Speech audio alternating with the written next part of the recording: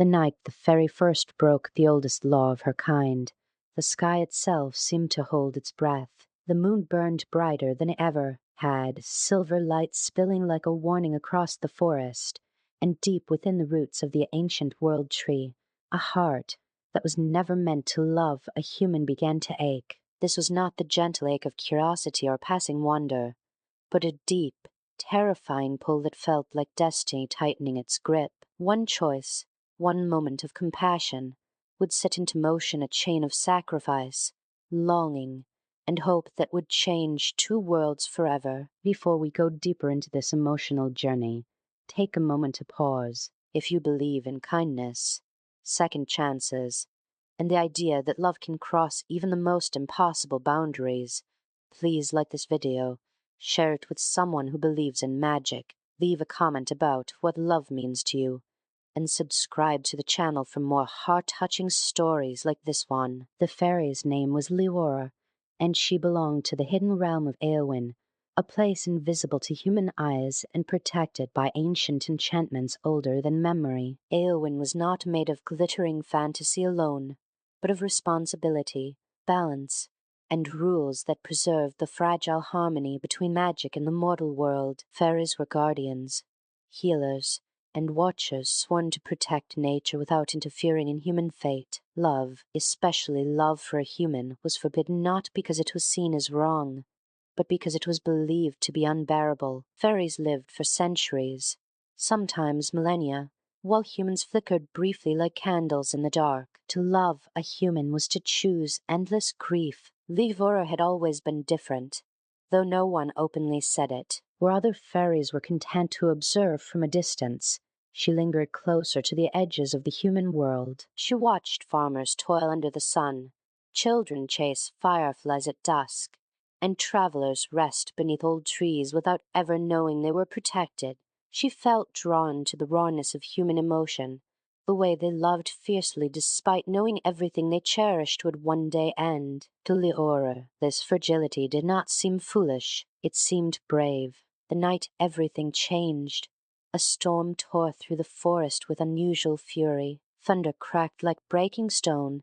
Rain flooded the riverbanks, and the protective wards between realms weakened under the strain. Leora sensed distress, a sharp ripple of pain echoing through the roots and leaves. Against her better judgment, she followed it, moving closer to the human world than she ever had before. Near the river's edge, where the water had risen dangerously high, she saw him. He was a young man, unconscious and bleeding, caught between broken branches and swirling water. His clothes marked him as a traveler, his face pale with exhaustion and injury. To Leora, he was not a human statistic or a distant observer's curiosity. He was a life slipping away. The laws of Éowyn thundered in her mind, warning her to turn back, to let fate run its course. Yet another voice rose stronger, quieter, and impossible to ignore. Compassion. She healed him there beneath the storm, weaving magic with trembling hands, sealing wounds and calming his breathing. The effort drained her more than she expected,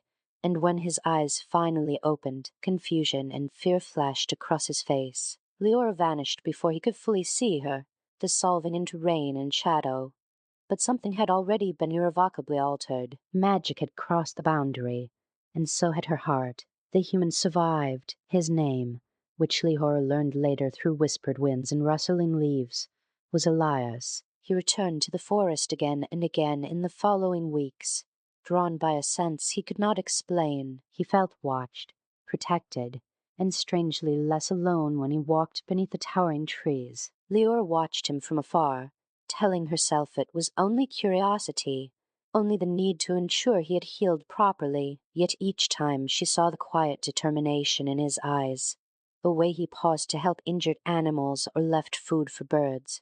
Her resolve weakened. Elias was not extraordinary in the way legends describe heroes. He had no grand destiny written in the stars, no royal blood, no magic. What made him extraordinary was his kindness, his persistence, and his quiet refusal to become bitter despite a life marked by loss. He had lost his family young, learned to survive on his own, and still chose gentleness in a world that rarely rewarded it. To Leora, This made him luminous. As seasons changed, so did the space between them. Leora began to reveal herself in subtle ways, guiding him away from danger, mending paths, and leaving signs that he was not alone. Elias, for his part, spoke into the forest as though it could hear him, sharing his thoughts, fears, and hopes without shame. Though there were no spoken conversations between them, a bond formed that felt as real as any love spoken aloud. But Éowyn was watching. The elders sensed the imbalance,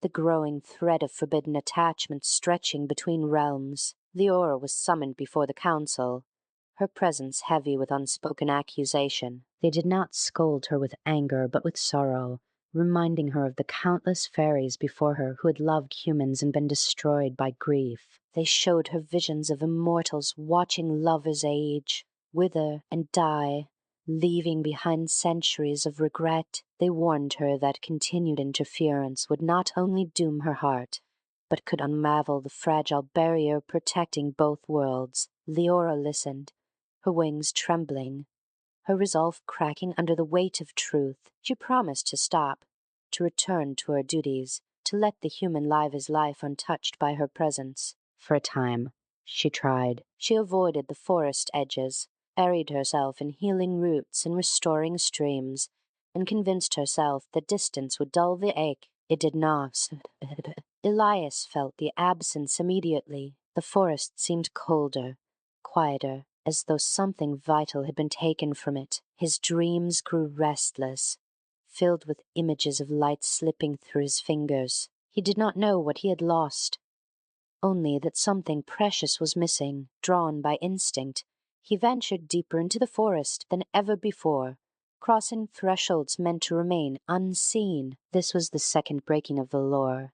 Though Leora did not intend it, she sensed him too late, felt the barrier strain as he crossed into a place no human should tread. By the time she reached him, the magic of Éowyn had already begun to react, vines tightening, illusions warping, testing whether he was a threat. Without thinking, Leora revealed herself fully, standing between Elias and the forest's defenses. In that moment, there was no going back. Elias saw her not as a blur of magic, but as a being of light and sorrow, wings shimmering with colors that felt like emotions given form. Fear did not consume him. Wonder did. And Leora, seeing his awe instead of terror, realized that the greatest danger was no longer the council's judgment, but the truth of her own heart. From that day forward, their connection was undeniable. Though they still did not speak in the way humans did, understanding flowed between them through shared presence, emotion, and unspoken trust. Leora showed Elias the hidden beauty of the forest,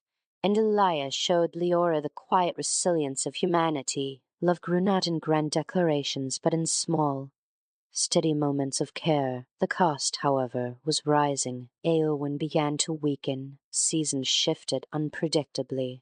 Magic faltered, and the elders knew the source of the disturbance. They gave Leora an ultimatum that shattered her remaining hope. She could sever all ties immediately, erasing Elias's memory of her entirely, or she could be exiled from Éowyn, stripped of her immortality and magic, on to the human world where she would age and die as he did. Neither choice felt like mercy. Leora spent what she believed might be her final night as a fairy watching Elias sleep beneath the stars, memorizing every detail of his face, every breath, every fragile second they had been given. She understood then that love was not meant to be painless, and that protecting someone sometimes meant choosing suffering over safety. At dawn, she made her choice. She did not erase his memory. Instead, she returned to the council and accepted exile. Her wings faded, her magic diminished to a faint echo, and centuries of mortality collapsed into a single human lifespan. The pain was indescribable,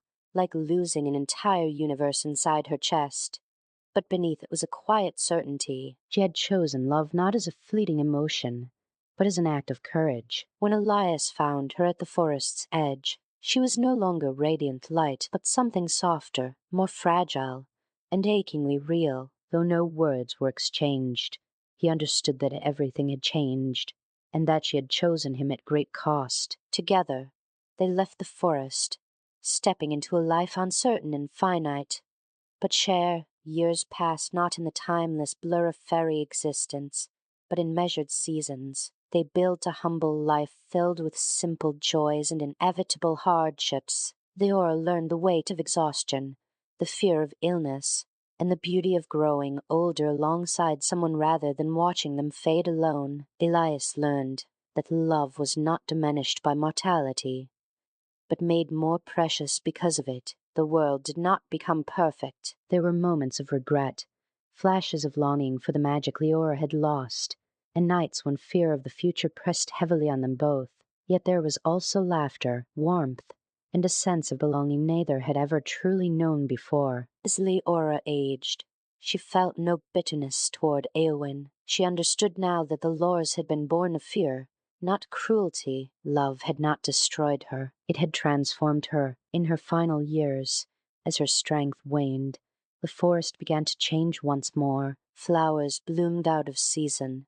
Lights flickered gently between trees, and the boundary between realms softened. The elders of Éowyn watched silently, realizing too late that love freely chosen did not weaken magic, but reshaped it. On the night Leora's life came to a close, the forest glowed with a quiet, reverent light. Elias held her as the last traces of fairy magic returned to her eyes, not as power, but as peace. She did not fear the end. She had lived fully, loved deeply, and left a mark that would ripple through both worlds long after she was gone. If this story has touched your heart even a little, if it made you believe in love that defies rules and sacrifices everything, please take a moment now to like this video, share it with someone special, and subscribe to the channel. Your support helps these stories reach others who need a reminder that love still matters. And before this story ends, I have one special request. Please comment below with the word believe if you feel that love, kindness, and courage can change even the oldest laws. Long after Leora was gone, fairies spoke of her not as a cautionary tale, but as a quiet legend, a fairy who loved a human and, in doing so, taught two worlds that the greatest magic was never mortality, but the courage to love fully even when it hurts.